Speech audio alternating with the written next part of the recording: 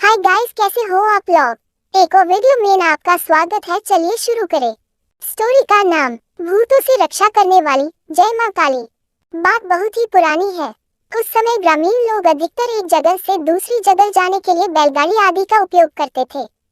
कोई भी शुभ त्योहार हो या कोई प्रयोजन, बड़ा से बड़ा मेला जगह जगह लगता था और मेला जाने के लिए लोग लगभग 10-15 दिन पहले से ही तैयारी शुरू कर देते थे। कुछ लोग पैदल ही गोल बनाकर रात को खा पी कर निकल जाते थे और सुबह होते होते मेले की जगह पर पहुंच जाते थे। कुछ लोग बैलगाड़ी आदि नांद कर निकल जाते थे। ये लोग मेला करने कभी कभी पैदल ही 10-12 कोस तक चले जाते थे और उधर से कुदाल, हंसुआ, हत्था, पानी उछीलने का साधन, कुली, खेतों में सिंचाई के काम आने वाला बर्तन जिसमें रस्सी बांधकर कुएं, तालाब आदि से पानी निकाला जाता है आदि खेती किसानी के सामान के साथ ही पहसुल, लोड़ा आदि भी खरीदते थे और साथ ही ओसोनी के साथ ही बांस की बनी अन्य चीजें। हर परिवार अपने परिवार के छोटे बच्चों के लिए लकड़ी के बने खिलौने और तिपही या गाड़ी खरीदना नहीं भूलता था। ऐसा नहीं है कि मेले आज नहीं लगते, पर आज के मेले पर आधुनिकता पूरी तरह से हावी हो गया है और साथ ही ये पारंपरिकता से बहुत ही दूर हो गए हैं। पर उस समय के मेलों की अपनी खासियत होती थी। लोग कुछ विशेष चीजों को खरीदने के लिए किसी विशेष जगह पर लगने वाले मेले का इंतजार करते थे। भूत की पूरी कहानी शुरू करने से पहले मुझे एक छोटा बहुत ही रोचक किस्सा याद आ रहा है और उसे यहाँ सुनाना जरूरी समझता हूँ। एक बार मेरे गांव के कुछ लोग रात को खा पी कर लाठी, गमछा, सतुआ आदि बांधकर मेला करने निकल गए। उन्हें लगभग 7-8 कोस दूर जाना था। रात का समय और आकाश चांदनी से चकाचौंध। कुछ खेत सरसों के पीले फूल से लद गए थे और प्रकृति की शोभा में चार चांद लगा रहे थे। मेरे गांव के लोग तेजी से गुरहुरिया रास्ते, मेलों आदि से होकर तेजी से गाते हुए, बतियाते हुए बड़े चले जा रहे थे। रास्ते में एक गड़िंग पड़ी। वे लोग गड़िंग पार किए पर क्या देखते हैं कि घूम फिर कर फिर से ही गड़िंग पर ही आ जाते थे। जब 2-3 बार उनके साथ यह घटना घटी तो उन लोगों को आभास हुआ कि उन्हें भुलौना भूत ही भुलवा रहा है। दरअसल भुलौना भूत के बारे में ऐसा कहा जाता है कि ये लोग लोगों को नुकसान तो नहीं पहुंचाते, पर उन्हें रास्ता भटकाकर परेशान करते हैं। फिर क्या था, तभी उसी गोल के एक बुजुर्ग ने अपनी चुनौती निकाली, सुरती बनाया और जय हो भुलौना बाबा कहकर थोड़ी सी सुरती वही चढ़ा दी और हनुमान जी का नाम लेकर फिर से आगे बढ़ गए। खैर, इस बार उन्हें भुलौना भटकना से बच गए थे। खैर, मेला जाने वाले इस गोल की समस्या कम होने का नाम ही नहीं ले रही थी। मेला के रास्ते में एक नदी पड़ती थी, पर उसका पाट बहुत ही छोटा था और इन दिनों में इसमें जांघ भर ही पानी हुआ करता था और आसानी से कोई भी गंवाई व्यक्ति इसे पार कर सकता था। पर उस दिन जब ये लोग नदी के किनारे पहुंचे तो पाट लगभग 1 मील तक चौड़ा लग रहा था और उस चांदनी रात में पानी लहरा रहा था। इन लोगों को कुछ समझ में ही नहीं आ रहा था और पास में कोई मल्लाही या नाव भी नजर नहीं आ रही थी। ये लोग नदी से 10 मीटर पहले ही रुककर सुबह होने के इंतजार में वही बैठे बैठे ऊँधने लगे। खैर, सुबह हुई तो इन लोगों को पता चला कि नदी तो अभी 100 मीटर के लगभग दूर है और वैसी ही पतली की पतली दिखाई दे रही है। दरअसल नदी के किनारों के खेतों में सरसों पूरी तरह से फूलकर पसरी हुई थी और हवा बहने पर सरसों के पीले फूल लहराते थे तो इन्हें नदी में पानी का आभास होता था। पर यहाँ भी किसी दूसरे भुलौना भूत ने इनके साथ मजाक करके इन्हें भुलवा दिया था। अब इस गोल का हर व्यक्ति सोच रहा था कि अगर रात को ही थोड़ी हिम्मत करके हम लोग आगे बढ़े होते तो पता तो चल जाता कि नदी का पाट न बढ़कर ये सरसों के खेत हैं। खैर, उस समय भुलौना भूत ऐसी हरकतें करके लोगों को परेशान करते ही रहते थे तो यह नई बात नहीं थी। खैर, सुबह ये लोग फिर से तेजी के साथ चलना शुरू किए और दोपहर तक एक बड़े बगीचे में पहुंच गए। उस बगीचे से लगभग 1 कोस पर एक दूसरा बड़ा बगीचा बारीक था जिसमें मेला लगता था। पर जो ही वे लोग इस पहले बगीचे में प्रवेश करना शुरू किए, इन्हें बहुत ताज्जुब हुआ क्योंकि इस बगीचे में भी दुकानें सजना शुरू हो गई थी। इन लोगों को कुछ समझ में नहीं आ रहा था कि क्या करें। खैर, इन्होंने एक दुकानदार से पूछ ही लिया कि क्या इस साल मेला इसी बगीचे में लगने वाला है, तो उस दुकानदार ने हाँ में सिर हिलाकर फिर अपने काम में लग गया। खैर, इस बगीचे में भी एक छोटा कुआं था और पास में ही देवी का एक छोटा थान भी। ये बगीचा भी बहुत बड़ा था और लगभग 2-3 कोस की एरिया में फैला था। दिन में भी अंधेरा का पूरा साम्राज्य लग रहा था। इन लोगों ने कुएं पर पहुंचकर दातून आदि किया और आटा आदि सानकर वही लिट्टी बनाए और खाकर आराम करने लगे। दरअसल दुकानें सज रही थी और मेला शाम को गुलजार हो जाता था। हर दुकानों पर चिराग जल उठते थे और कुछ पेड़ों पर लुकारे, मशाल भी जल उठती थी। शाम को जब ये मेरे गांव के लोग मेला करने निकले तो उन्हें अजीब लग रहा था, क्योंकि उन्हें उस मेले में अपने गांव जवार का कोई भी व्यक्ति नहीं दिख रहा था।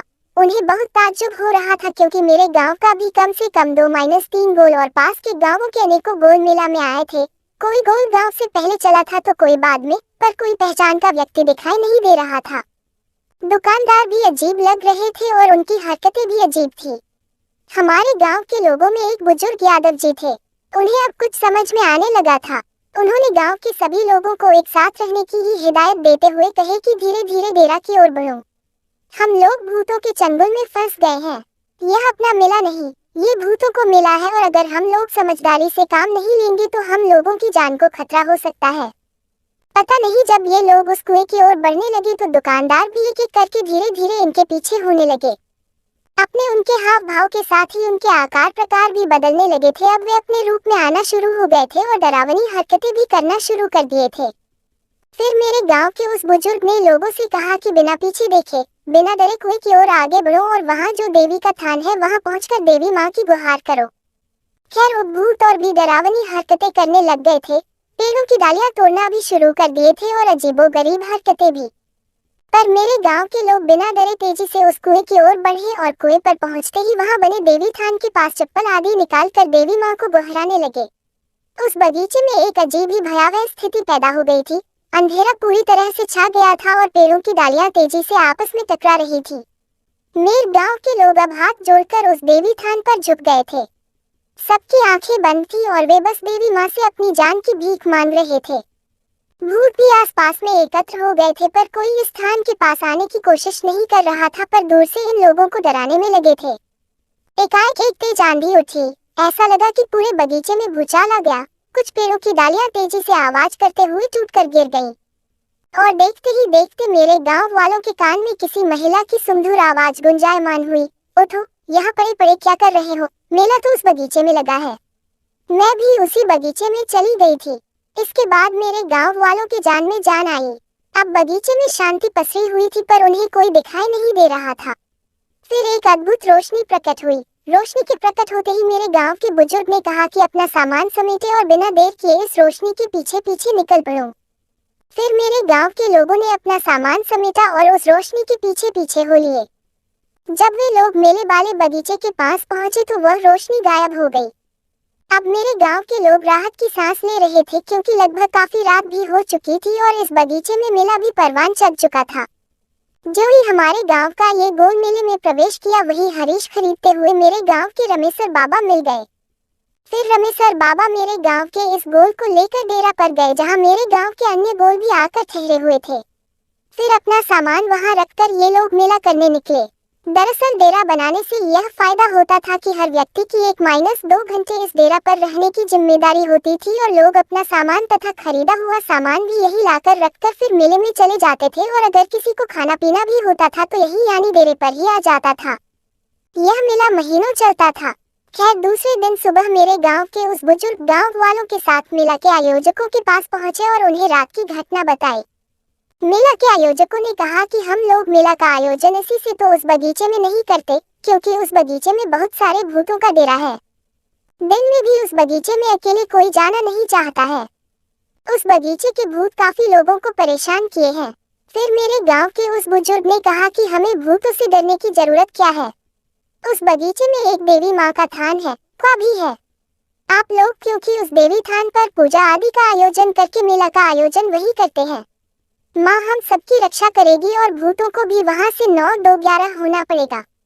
मेला आयोजकों को ये बात बहुत ही जच गई और उन लोगों ने सोचा कि जो माँ उस बगीचे से इस बगीचे में मेला का आनंद उठाने आती है, तो क्यों नहीं मेले का आयोजन उसी बगीचे में किया जाए। तभी से इसी बगीचे में मेला लगना शुरू हो गया है। सब पर माँ की कृपा है। माँ के थान पर एक छोटा मंदिर भी बन गया है। मेले के दौरान पूरा बगीचा माँ में हो जाता है। अगरबत्तियों कपूरों के जलने से पूरे बगीचे का माहौल देवी में हो जाता है। लोग मेला भी करते हैं और माँ के दर्शन भी। नवरात्रि चल रहा है। माँ की कृपा आप सब पर बनी रहे। जय माता दी। आप पाठकों से सादर अनुरोध है कि यह बताना न भूलें कि यह काल्पनिक पर सुनी सुनाई कहानी आपको कैसी लगी।